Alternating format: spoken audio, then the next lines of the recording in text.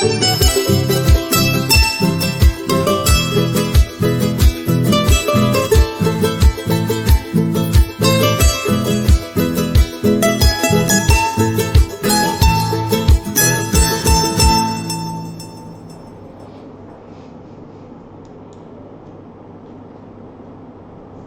buenas tardes, amigos. Nos encontramos en el último encuentro, justamente, o capítulo de Inti Cruz de este año. Vamos a hacer un receso y vamos a reiniciar el año que viene, el 15 de enero. Me encuentro, como siempre, con mi amigo Gustavo Pinto Mosqueira, con la licenciada Victoria Zavala en el control técnico general y también unas personas amigas. En este programa, donde nos dedicamos siempre a realzar la importancia medular que tiene la educación en la sociedad. La educación para la formación del individuo, la educación para el mejoramiento de la sociedad en general, como eje del mejoramiento de todos los otros aspectos de la vida societaria, de la vida individual. Y hoy le pedí a mi amigo el doctor Gustavo Pinto Mosqueira que nos dediquemos a hablar justamente de aquella persona, aquel profesional que es el eje, justamente es el profesor, es el individuo más importante para poder llevar adelante esta visión o este sueño. Hoy vamos a seguir hablando entonces de la educación, pero nos vamos a concretar fundamentalmente en la figura del maestro. Quiero primeramente saludar al doctor Gustavo Pinto Mosqueira. Buenas tardes, doctor. Buenas tardes a todos los que nos escuchan y nos ven por las redes o nos van a ver por las redes. Es el último programa, como usted dijo, y volveremos más o menos a mediados de enero, ¿no? A continuar con la misma línea, hablando de educación. Procuraremos traer más seguido invitados. La semana pasada queríamos traer una persona, pero se le cruzaron una serie de asuntos en ese día y no pudo estar presente. Con ella compartimos muchas veces información también sobre el tema de educación, porque él se dedica también a la enseñanza, sobre todo preuniversitaria y de vez en cuando también universitaria. Así que estamos aquí para tocar un tema muy importante. El rol del profesor, yo voy a decir algunas cosas que sirven para un profesor de escuela, de colegio, y también para profesores de universidad, porque yo la experiencia mayor que tengo ya de 27 años es ser docente de universidad. Así que tengo algunas ideas por ahí que las he ido sistematizando, digamos, ¿no? Y tratando de aplicarlas en mi oficio de profesor universitario. Correcto. Entonces, hoy tenemos, esto es un tributo que le queremos hacer al pedagogo, al maestro, al profesor, que es el protagonista principal entonces de este sueño que nosotros queremos trabajar para poder alcanzar este sueño. Y vamos a comenzar, tenemos algunas sorpresas, vamos a ver en los próximos minutos, pero vamos a comenzar con un video del filósofo argentino Darío Schreiber, así que le vamos a pedir por favor a Victoria que lo lance al aire en cuanto lo tenga listo. Imagínense que nos toca dar clase en un colegio hiperreligioso donde todos nuestros alumnos creen enfática y dogmáticamente en la existencia de Dios. ¿A qué me voy a dedicar? A molestarlos. No quiero que dejen de creer en Dios, Quiero molestarlos. Quiero que piensen. Si después del proceso de pensamiento elegís creer en Dios, te felicito. Si elegís dejar de creer, te felicito. Te felicito siempre que haya proceso, que haya ejercicio, que haya una vocación de querer pensar y cuestionarlo todo, que haya autonomía. Entonces voy a hacer lo imposible para demostrarte que esa afirmación o esa certeza absoluta de la que partís puede ser de otra manera. Y si cuando termina la hora Y como somos docentes y necesitamos muchos trabajos para llegar a fin de mes, me cruzo a un colegio de enfrente y entro en un aula donde todos mis alumnos están 100% convencidos de que Dios no existe. Lo contrario, ¿a qué me voy a dedicar? A molestarlos. Voy a encontrar los 1001 argumentos para demostrar que hay algo que no cierra cuando afirmamos tan taxativa y dogmáticamente que Dios no existe. ¿Quién puede afirmar tamaña certeza con tanto absolutismo de conocimiento? ¿Quién puede realmente negar desde tamaña omnipotencia? O sea, no voy a hacer otra cosa que cuestionar y que cada uno de ellos piense si lo que cree está debidamente o no argumentado. Muchos terminarán reconfirmando su ateísmo, muchos tal vez no, pero yo pude hacer mi trabajo, que es cuestionar, molestar, generar un espacio de pensamiento. Y si cuando termina la jornada alguien que me estuvo mirando viene, se me acerca y me dice: Darío, sos un poco esquizofrénico. En un colegio dijiste que Dios no existe y en el otro colegio hiciste lo imposible por demostrar que Dios existe. Por favor, ¿en qué crees vos? Mi respuesta es simple: no importa, soy docente. Gracias.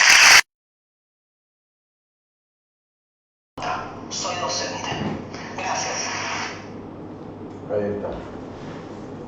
Bueno, volvemos entonces. Bueno, me gustó mucho este filósofo, este video que es corto.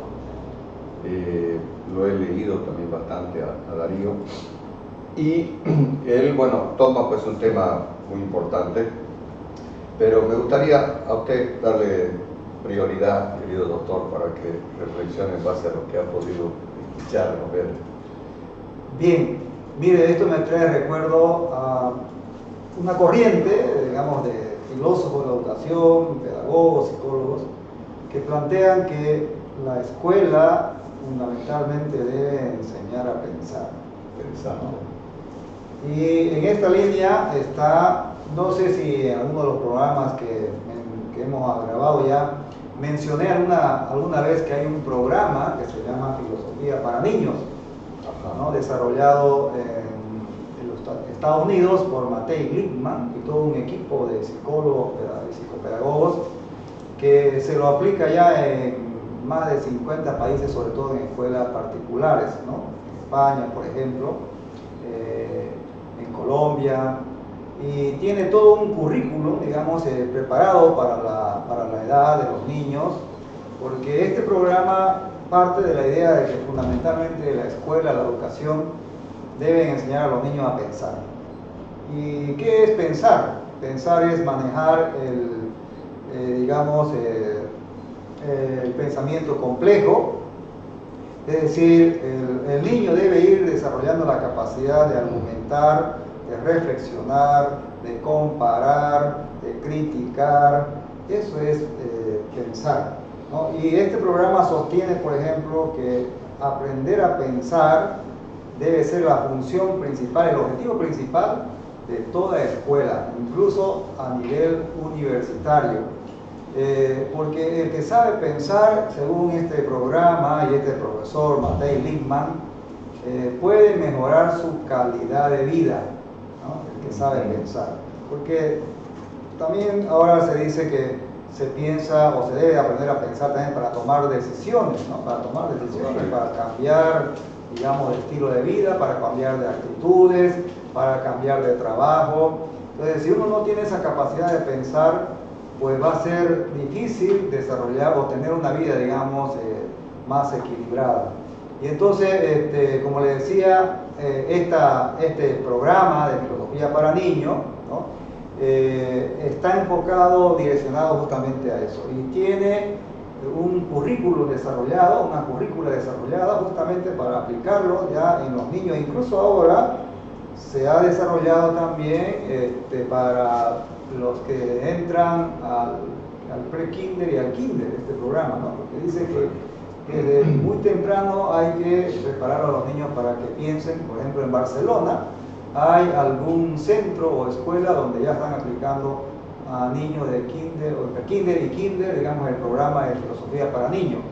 Y entonces, este es el gran desafío. No hay que quedarse solamente, yo diría, este profesor Darío Stangenberg es un buen profesor, es profesor de colegio, es profesor de universidad, es un difusor de la filosofía, se dedica a difundir en conferencias, charlas, pero yo diría que está bien, digamos, el rol del profesor, sobre todo en filosofía, en que tiene que preguntar, ¿no? Y sobre todo a los niños deben aprender también a preguntar. De hecho, este programa de filosofía para los niños también plantea eso, que la filosofía debe también enseñar a preguntar, pero también a buscar respuestas, porque en la vida necesitamos tener algunas respuestas y algunas certezas. Claro. No podemos vivir en el vacío permanente, ¿no? Peor en este mundo donde, digamos, cada vez hay cosas más relativas, y ese es el gran desafío, no solamente de un profesor de filosofía, sino también de los profesores de otras asignaturas o materias que, digamos, den ciertas certezas a los estudiantes, ¿no? Entonces, por eso es fundamental, digo, y vuelvo al desafío de pensar en una escuela en Bolivia, en Santa Cruz, que se dedique a enseñar a pensar, ¿no? Yo recuerdo que en el marco de las autonomías, la lucha por las autonomías, una de las cosas por las cuales yo me sumé a la demanda de la autonomía es porque quería que la escuela de educación sea una competencia exclusiva de las gobernaciones, para que se introduzca justamente este programa de filosofía para niños. Yo tengo esa propuesta en un libro que escribí sobre cómo debía ser el currículum personalizado, de manera tal que se dé, digamos, la posibilidad a los departamentos, si quieren y si tienen, digamos, el personal capacitado, los profesores, los recursos humanos, de que se introduzcan currículum o diseños curriculares como esto de filosofía para niños, digamos, ¿no? Porque si en otros países se lo hacen en colegios privados, escuelas privadas, ¿por qué no lo podemos hacer nosotros acá, digamos, ¿no? Porque está demostrado que este programa es efectivo en el desarrollo, digamos, de lo escolar, en el aprendizaje de los niños, y realmente los lleva a que los niños cada vez piensen mejor, ¿no? Y se lo hizo de manera experimental en los Estados Unidos, de manera tal que, por ejemplo, en la universidad se aplicó, este profesor lo aplicó, y desde el momento en que empezó a aplicarle las siguientes generaciones que pasaron por el aula suya, por las clases suyas, empezaron a rendir mejor en la universidad.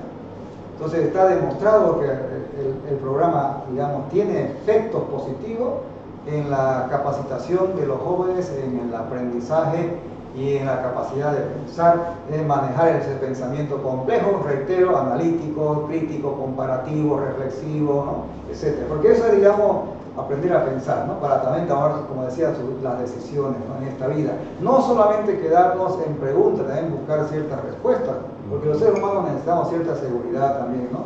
Eso es fundamental. Qué bien, qué interesante. Bueno, entonces, dentro del marco de la filosofía, estamos de acuerdo con Darío Stangenberg, este filósofo argentino judío. Hay muchos filósofos argentinos judíos, ¿no? Interesante realmente la intelectualidad judía.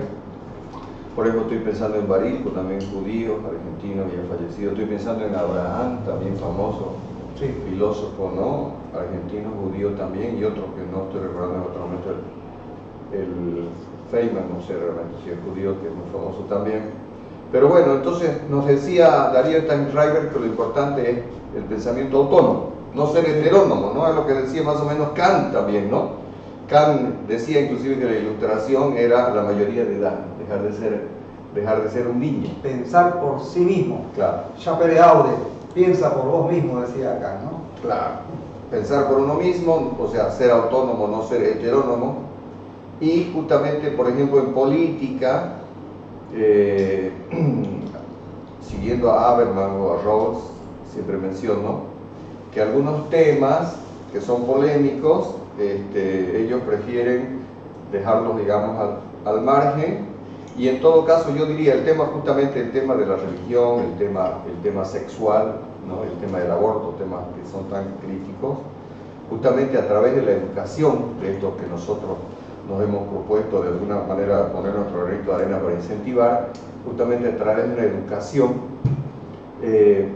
una educación producto de un sistema que hay que optimizar, por supuesto, a lo máximo, pero también de una condición material de vida del ser humano adecuada, ¿no? Porque eso es lo fundamental, digamos.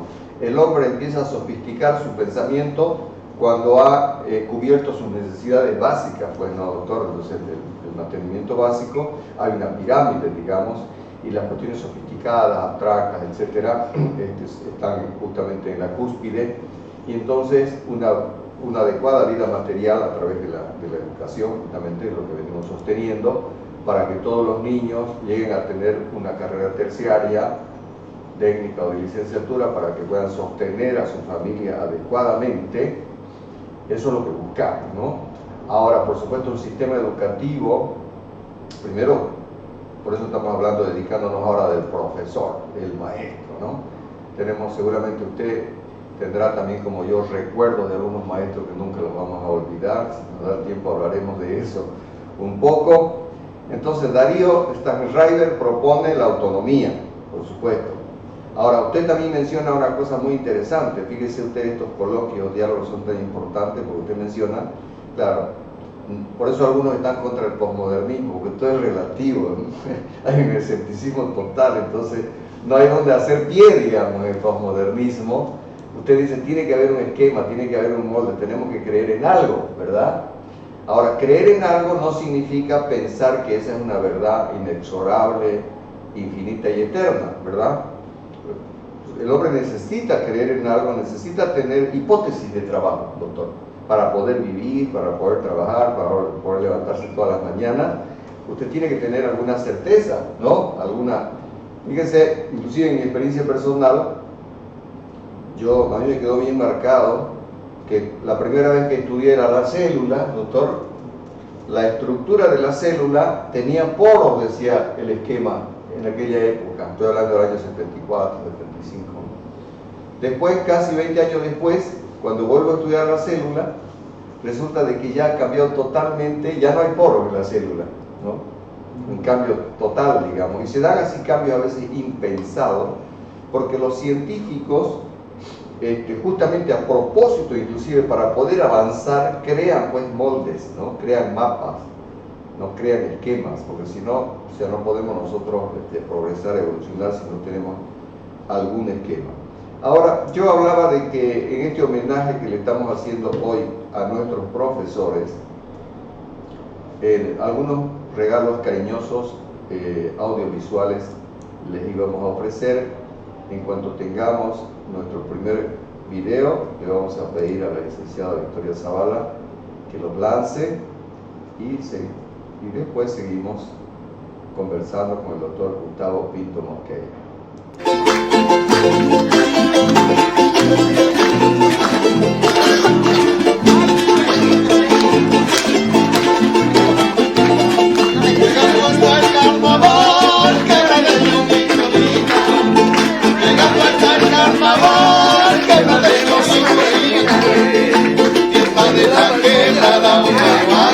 Para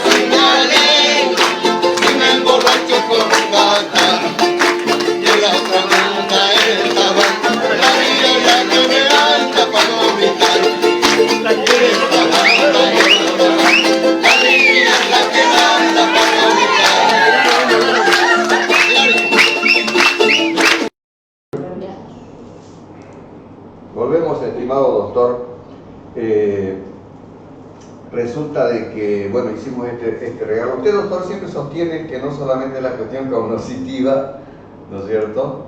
La cuestión intelectual, cognitiva, el conocimiento, sino que también es importante decir, te hablaba de la inteligencia emocional, sí, ¿verdad? Entonces, tiene que ver un poco con eso, este regalo cariñoso que les hacemos a los profesores, a los maestros en nuestro último programa de este año 2019, esperando reencontrarnos y con más fuerza, cada vez con más fuerza, doctor, para pedir a los gobiernos de turno, al poder político de turno, que ponga toda la carne en el asador en la educación, porque es lo que nos va a hacer libre, lo que nos va a permitir superarnos. También quiero olvidarme de decir a las personas que pueden interactuar con nosotros. Estamos en el Facebook de manera directa, ¿no? Salimos en la voz universal 91.2 FM y en Facebook de manera directa, y podemos interactuar también, y eso va a ser un gusto. Entonces, estimado doctor, seguimos conversando en esta oportunidad que estamos consagrados a hablar de la importancia medular, fundamental. Yo tengo un respeto por el maestro, creo que representa lo mejor, la mejor intención, la mejor vocación, el mejor trabajo de nuestra sociedad. Sí, doctor. Bueno, ya hemos dicho que en Finlandia el secreto de la educación no solamente es formarlo bien al profesor, que se forme bien, sino también respetarlo, ¿no? Y se lo respeta muchísimo al profesor. Ahora, estamos hablando, doctor, de un poquito cuál es la figura del profesor que nosotros, digamos, en base a nuestra lectura, a nuestra experiencia, quisiéramos que se vaya diseñando para el profesor, digamos, los próximos años, o llamémosle, digamos, de la primera mitad de este siglo XXI.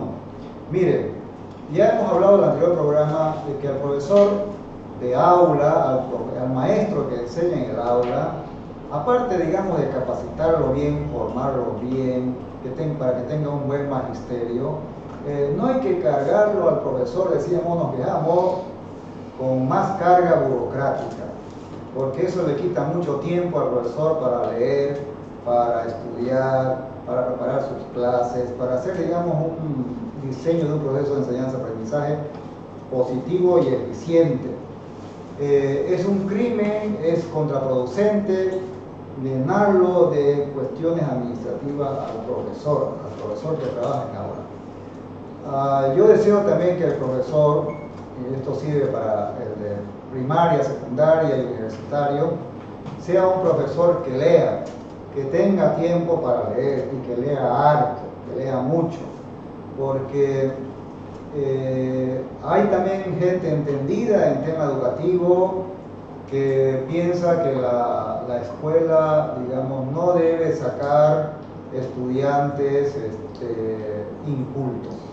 Ajá. Porque cada vez, digamos, el desafío es también que los jóvenes no solamente dominen un área de la ciencia, de la disciplina, por su profesión que eligen a nivel universitario, sino también que tengan cultura, que tengan ética, que tengan moral. Ya Gardner lo dice, es decir, se puede ser profesional, dice, pero el profesional de excelencia va a ser un profesional que tiene ética, tiene moral, ¿no? El que no tiene ética, no tiene moral, podrá ser profesional, pero será un profesional mediocre.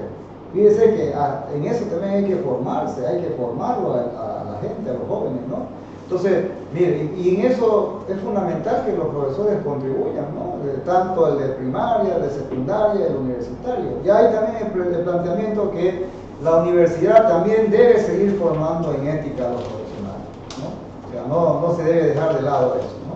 Por eso es muy importante, por ejemplo, que se exija honestidad en las universidades cuando hacen su trabajo. Cada vez más los estudiantes que van a la universidad les gusta copiar y pegar, y eso no se puede permitir, ¿no?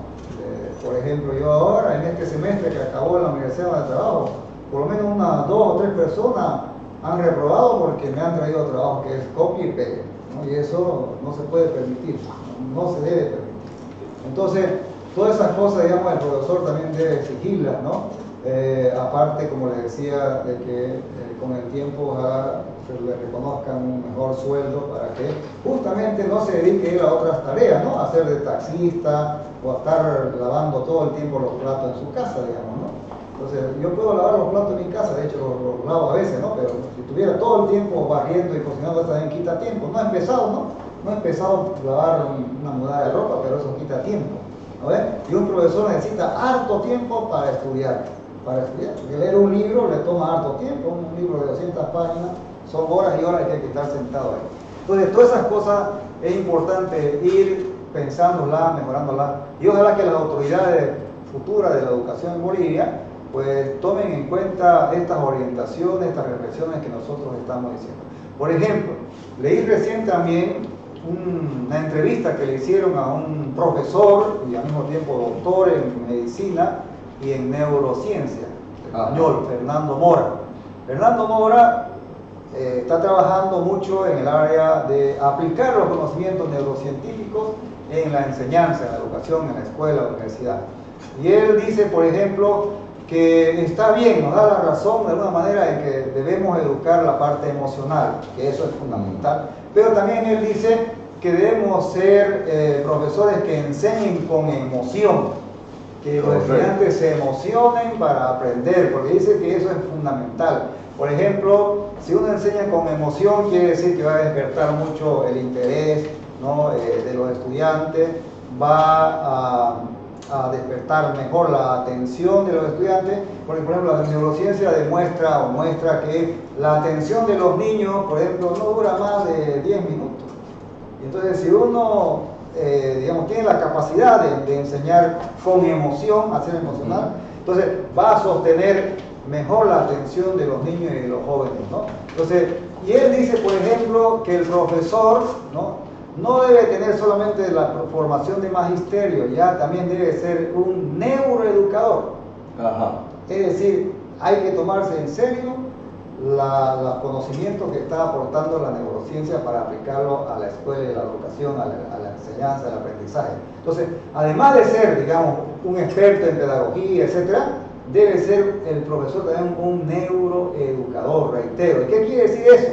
Quiere decir que debe incorporar los conocimientos neurocientíficos a la hora de enseñar en el aula, ¿no? Conocimiento de neurociencia, neuroeducación, neuroaprendizaje, ¿no? Incluso como él enseña fisiología, hasta de fisiología básica debe tener conocimiento del profesor de este tiempo, ¿no? De estos tiempos. Fíjense como es cada vez más exigente ser profesor, pareciera que no es, digamos, ¿no? Que el profesor tiene que bajar una información por ahí de internet, irse a su clase y ya. No, es cada vez el profesor tiene que tener conocimientos mucho más precisos en su área, pero también más generales, más amplios, que ayuden, que confluyan para que ese profesor sea de mejor calidad, ¿no? Para que después la educación también sea de mejor calidad. Entonces él dice eso, ¿no? Entonces no conformarnos solamente con la formación pedagógica magisteril, digamos, ¿no? Que nos dan, sino también ser un profesor que conozca de neuroaprendizaje. Interesante, doctor, ¿no? O sea, yo me he dado cuenta de que hace, digamos, 10 años atrás, o 15 años, capaz que yo empecé fundamentalmente en el tema de la educación superior, sobre todo el debate era por constructivismo, sí, ¿no? Conductismo, constructivismo, cognitivismo, cognitivismo. Inclusive alguna vez me preguntaron, porque alguna vez también fui docente de algún posgrado, la diferencia clara entre cognitivismo y constructivismo. Interesante porque sí, generalmente los que hacen constructivismo también son cognitivistas, no sé si me parece que se confunde eso.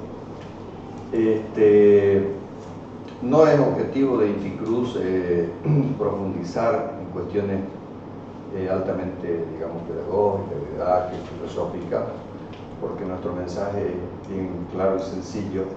Decimos que todos los niños de Bolivia tienen que llegar a la carrera terciaria y que el Estado o la sociedad tienen que asegurar eso, y que el maestro tiene que ser el profesional más jerarquizado. Ese es el mensaje. Por supuesto, según cada día, según invitados, etcétera, lo vamos a abordar al tema educativo desde distintos ángulos.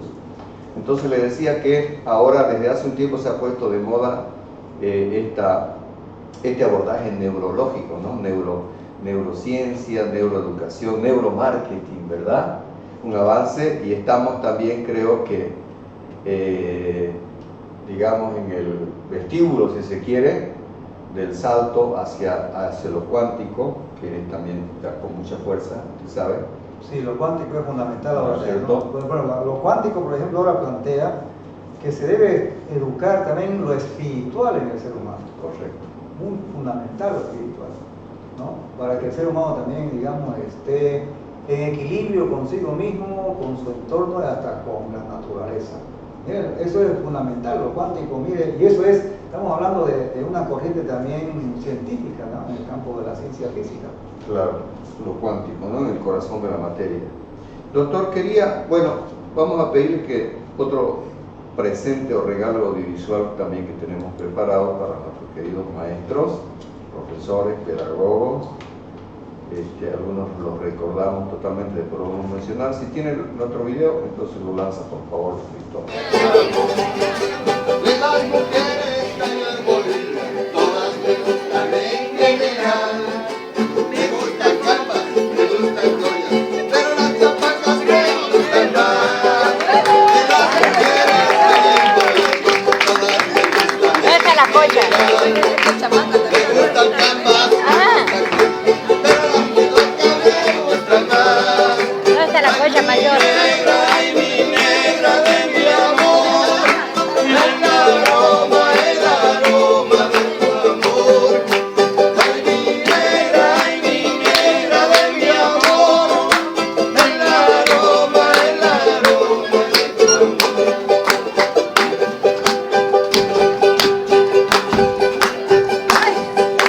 Hoy quise estoy así, rompe cantarito de la mala vecina, vieja condenada, tenía una pata más larga, Oh, y qué otra mala. más pequeña, y al caminar parecía Era reina, reina. que se le hundía, y al caminar parecía que se le hundía. Rompe cantarito, cantarito, las flores quieren besar el río de envidia, las flores quieren besar el río de envidia.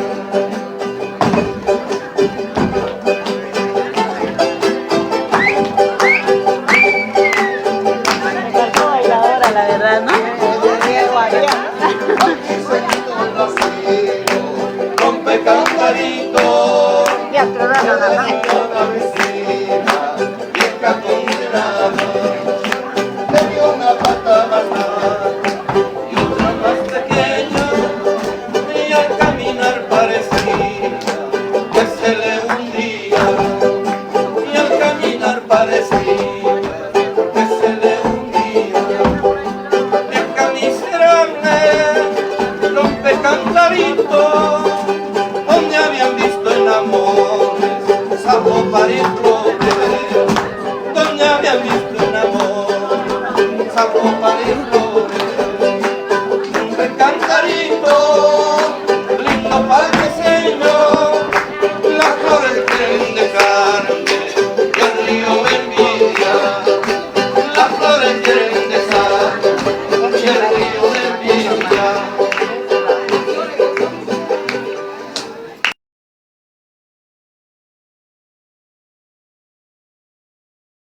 Entonces, nuevamente, después de esa ofrenda a nuestros queridos profesores, quería, doctor Gustavo, mire, porque uno revisa un poco de bibliografía, ¿no? Porque obviamente para venir a este programa. Esto es una escritura, digamos, de hace mucho tiempo, del año 93, ¿no? Pero sin embargo es vigente. Mire lo que dice: toda sociedad debe brindarle las mayores facilidades a los maestros, no solo para sostenerlo, ¿no? sino para elevar constantemente su vida en todas las esferas, intelectual, moral, material. O sea, no solamente para que sobreviva, digamos, con un salario muy básico, ¿no? Toda sociedad tiene la obligación de dotarle al maestro de las mejores condiciones, no solo para que sobreviva, sino para elevar constantemente su vida en todas las esferas. Un poco, usted algo decía de eso, intelectual, moral, material. Eso es una cosa. Y también, mire, se quejaban hace 25 años atrás, la figura del maestro no gozó ni goza de la estima que merece, fíjese usted. Seguimos igual. La figura del maestro no gozó ni goza de la estima que merece. Y la otra cuestión, a los estados no les preocupa demasiado la formación de los maestros. Les interesa más bien perpetuar las cosas como están, contribuyendo a distribuir las desigualdades y acentuar las diferencias sociales. Mire usted, doctor, esto que alguien escribió hace 26 años, 25 años. Sigue vigente. Seguimos igual, ¿no, doctor? Sí, poco ha cambiado. Por eso necesitamos una verdadera revolución en la educación, doctor. Claro. Desde aquello de también formar la parte espiritual, no solo de que el maestro también se forme en ese campo y después vaya a formar a los niños, ¿no? Cuando hablamos de la parte espiritual, no necesariamente nos hablamos de que tiene que, digamos, enseñar una religión determinada, ¿no? Sino la parte espiritual en el ser humano es fundamental. Ya, digamos, miren, en la filosofía, ¿cuántos siglos se viene hablando de que los seres humanos tenemos algo así como una alma, un espíritu, ¿no? La religión, obviamente, y la filosofía antigua de los griegos ya partía, digamos, del supuesto de que tenemos un alma, un espíritu, ¿no? Y que eso, digamos, vive para algunos después de la muerte. Los científicos cuánticos están demostrando de que eso es así, ¿no? Después, mire, de más de 2000 años de que la religión egipcia, digamos, ya planteaba la existencia de la otra vida, digamos, ¿no? La resurrección. Esa idea de alguna manera la tomó el judaísmo, ¿no? La incorporó de la resurrección con el tiempo, y sabemos, digamos, que ya el cristianismo también asumió esa idea porque hay testigos que dicen que Jesucristo resucitó. Bien, prescindiendo de que uno crea en eso o no crea, pero ya ahora la física cuántica ha demostrado que hay un alma en el ser humano, que no solamente somos cuerpos. Por eso es que la física cuántica viene planteando que en el tema de la educación que se debe formar también la parte espiritual del ser humano, ¿no? Que es fundamental. Entonces, debemos tomar también en cuenta eso, debemos ir abriendo nuestra mente por esos lineamientos por donde debe ir la educación, ¿no? Entonces, yo planteo, por ejemplo, que el profesor no se debe conformar, como hemos visto, con lo pedagógico, ¿no? Sino también formarse en neurociencia. Y otra de las cosas que quería decir a raíz de las pruebas PISA que se han aplicado en algunos países de América Latina, los resultados en lectura comprensiva es muy negativa en los estudiantes. Entonces todos los profesores, por ejemplo, deberían hacer un esfuerzo desde sus materias de enseñar a tener lectura comprensiva en los niños y en los jóvenes, ¿no? Porque esto es todo un proceso, no es de la noche a la mañana que los niños aprenden a comprender todo lo que leen, ¿no? Entonces hay que ir, digamos, trabajando eso desde que entran los niños a la escuela básica. Así que ese es otro gran desafío que tienen los maestros de escuela, de colegio. Porque yo veo, por ejemplo, también que en la universidad les cuesta, primero que les cuesta leer un libro completo. Es como un castigo darle un libro para que lean los universitarios. Mansilla se queja en su libro la mentalidad conservadora de la nación boliviana, que dice, él dice que darle a los estudiantes universitarios a leer un libro lo toman como un castigo en vez de tomarlo como una oportunidad de aprender, etcétera, ¿no? De discutir, de dialogar, etcétera. Entonces, les cuesta leer un libro en un semestre. Imagínense un libro, ¿no? Yo tengo la costumbre, no sé si es costumbre o manía, de exigir que lean un libro por lo menos en la materia que doy el semestre. y veo que les cuesta terminar de que lean y luego les cuesta comprender el contenido del libro, ¿no? Y menos, digamos, resumirlo a veces, ¿no? Que es una tarea más complicada. Así que ese es otro gran desafío. Ya yo diría para la universidad, tenemos el gran desafío los profesores y las instituciones universitarias de ir exigiendo que las autoridades que están en la dirección de carrera, como rectores, ¿no? O vicerrectores, vayan dando un cambio fundamental en lo que es la enseñanza superior universitaria. Que se vaya implementando el modelo del profesor investigador que enseña, no del que solamente enseña. Porque fíjese, en las universidades anglosajonas, vamos a poner, digamos, Alemania, Inglaterra, Estados Unidos, el objetivo principal de las universidades es descubrir la verdad, ¿no ven? Una verdad se supone universal a partir de la investigación. Por eso es que el profesor fundamentalmente tiene que investigar y enseñar lo que investiga. Ese es el modelo de profesor que se tiene en Alemania, en Inglaterra, en los Estados Unidos. Por eso es que entre Estados Unidos, Inglaterra y un poquito Alemania, claro, son las mejores universidades del mundo, ¿no? Entonces eso es fundamental. ¿Y por qué también, digamos, a un profesor de colegio o de escuela no se le va a dar una buena formación en investigación? Por supuesto, ¿no?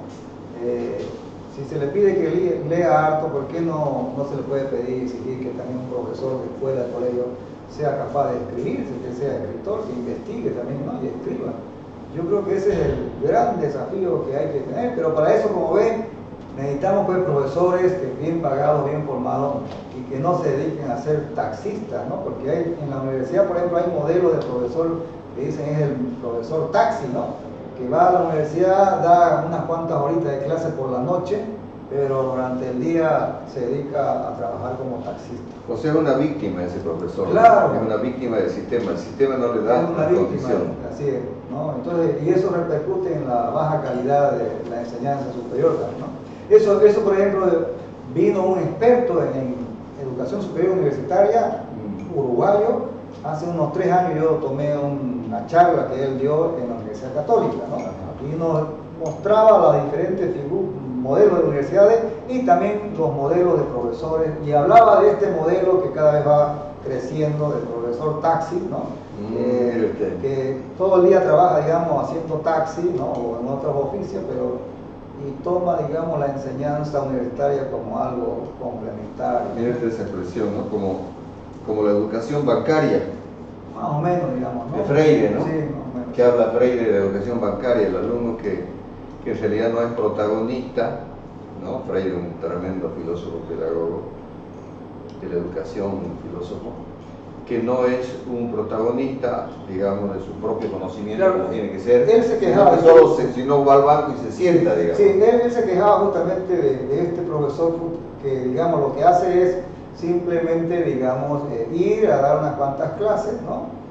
Y no se dedica, digamos, a leer, a investigar, Full time. a escribir, digamos, Porque, ¿no? bueno, el sistema no le da la oportunidad. No, porque Sí. el sistema, digamos, lo permite y no se lo valora mucho al profesor. Porque, claro, usted y yo compartimos el altísimo valor y lugar que le damos a todos los profesores, ¿no? Yo digo, son una clase realmente que uno da, una clase muy querible, ¿no? Y que no se le da las condiciones. Y usted hablaba de que se debe investigar. Es que uno por ahí encuentra de que la investigación es esencialmente también, la educación es investigación, ¿no? La educación, inclusive la medicina. Lo que pasa es que como no tenemos una buena formación, no nos damos necesariamente cuenta de que educar es inherente a investigar, y hacer medicina es inherente también a investigar, y capaz que la comunicación también sea investigación, todo debe ser investigación. Ahora, usted hablaba de las pruebas PISA. Parece que ahora nuevamente con China, la India, Corea, estos países pues le dan tanta prioridad a la formación. Usted sabe que toda la familia se preocupa por darle la mejor educación, juntan todos sus ahorros, lo mandan a Estados Unidos, porque nuevamente se está demostrando de que el niño tiene que recibir la mejor formación posible. Parece que un tiempo, digamos, siguiendo quizá inadecuadamente, por supuesto, algunos criterios de Foucault, de los posmodernos, ¿no? Esta cuestión de que el sistema educativo también puede, si no está al nivel que la sociedad necesita, porque la educación, usted sabe, va cambiando, ¿no? No es lo mismo la educación 500 años antes de Cristo, ¿no? O en la época de Sócrates, o en el medioevo, o en la época de Kant o de Rousseau. Ahora se va modificando, y la verdad es que a la escuela se espera que la escuela esté pues en la cresta de la ola, ¿no? En la última onda, digamos, del pensamiento, y que Foucault hablaba del poder disciplinario, ¿no? Foucault era uno de los filósofos del poder, estaban los filósofos de la sospecha, los filósofos del poder, Marx, Freud, que no era filósofo, pero su trabajo te impactaba enormemente la filosofía, bueno, Nietzsche, ¿no es cierto?, y su discípulo Foucault.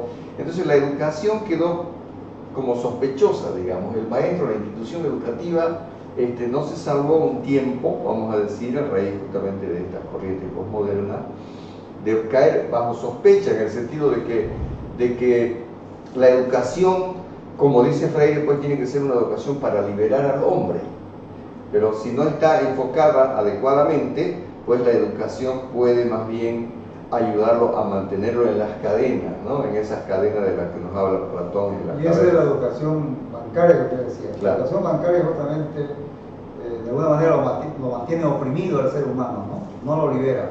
Así es. Bueno, si le vamos a pedir a Victoria si nos tiene tal vez la última flor del ramillete de cariño que le hemos preparado para nuestros queridos maestros, profesores. Entonces lo vamos a lanzar en cuanto ellos los tenga. Adelante, entonces.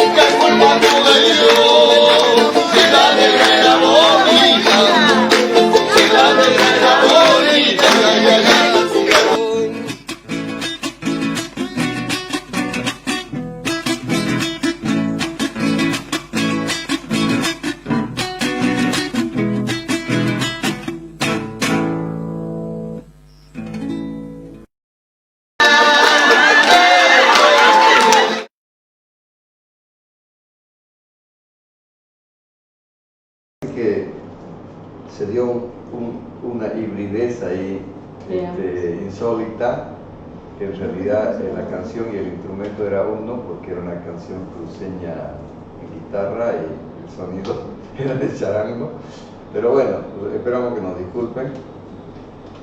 Estimado y querido doctor Gustavo, entonces en este homenaje que le hacemos a los profesores, a los maestros, mire, yo vengo de una familia de maestros, querido doctor. Realmente mi padre era maestro, también él era licenciado en Derecho, pero ejercía la docencia. Mi madre, que todavía vive, es una maestra. bueno, ya no ejerce. Y mire usted, querido profesor, también usted que es, el padre Rojas, hombre tan conocido acá en nuestro medio, que ha muerto a los 100 años, recién, Sí. fue mi profesor de filosofía, ¿no? Y cuando yo era muy niño, él descubrió que yo tenía una vocación por la filosofía, fue la primera persona, digamos. Bueno, y el padre Rojas, mire usted, nos hablaba de Sócrates, de esto, aún tenían libros sobre Santo Tomás, era un filósofo el padre Rojas. Después también quiero recordar a la doctora Elfie Albrecht. Usted ha escuchado también, Sí. la doctora Elfie Albrecht. Claro. Ella era abogada y era nuestra profesora. Luchadora cívica. Claro, hay un monumento por ahí, ¿no? Sí. Era nuestra profesora de instrucción cívica, ¿no? Después teníamos también, quiero recordar, la profesora Felicidad Viuda de Urininea. Me acuerdo que en una vacación la profesora se puso muy emocionada porque ella era muy mayor y no sabía si nos iba a volver a ver. Y parece que había preparado un discurso para despedirnos en el curso, pero se puso muy emocionada, ella bajita, y dijo: estimados alumnos, había pensado decirles muchas cosas, pero mi mensaje lo quiero resumir, dijo ella, en una sola palabra, dijo la profesora Felicidad Viuda de Urininea, y nos acordamos hasta ahora, después de tantas décadas. Ella empezó a decir, golpeando la mesa: lean, lean, lean. Se puso muy emocionada, así por lágrimas ella, y nos decía: lean, lean, lean. Y ahí nomás su pequeña figura apuntó hacia la puerta, y nosotros pasamos creo que 1 o 2 segundos en silencio, con gran respeto, y cuando ella iba atravesando por la ventana, todos estábamos golpeando a nuestros pupitres: lean, lean, lean, ¿de acuerdo? Lean, lean, lean. Mire cómo nos quedó, nunca más la oímos la profesora. Nos quedó durante décadas ese mensaje, esa sabiduría que ella condensó en esa expresión. Sí, bueno, es interesantísimo. Hay un profesor que ya murió cruceño, Eduardo Cortés, que se dedicó un poco también a escribir textos, libros de historia, y tenía una especie de eslogan ahí en uno de sus libros que dice: lea, no sea opa. ¿Ah? Interesante, ¿no? Lo importante es fundamental la lectura, doctor. Y a mí decir un profesor que no lea, yo no me consigo un profesor que no lea, digamos, que no estudie. Entonces, es más, incluso hasta deberíamos ver la lectura como algo sano, en el sentido de que ya está demostrado, por ejemplo, en algunas universidades, que leer un buen libro que a uno le guste hasta disminuye un 48% el estrés en los seres humanos. No sé en qué país, no me acuerdo si es cierto o no es cierto, pero en un país de Europa del Este han puesto una norma que el que lea vaya leyendo digamos, en los buses o en el transporte público, ¿no?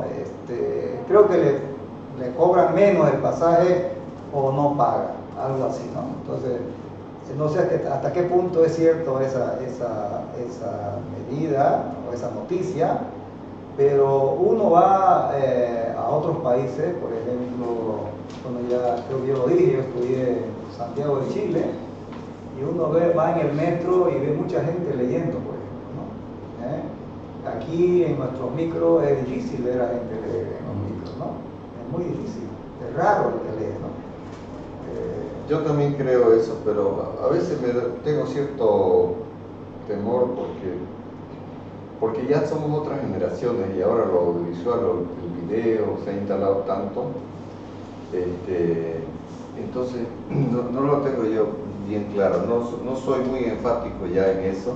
Bueno, leer libros, digamos, puede ser que haya disminuido. Yo también leo mucho en digital, obviamente, ¿no? Noticias cortas aquí en Facebook, y leo casi todos los días.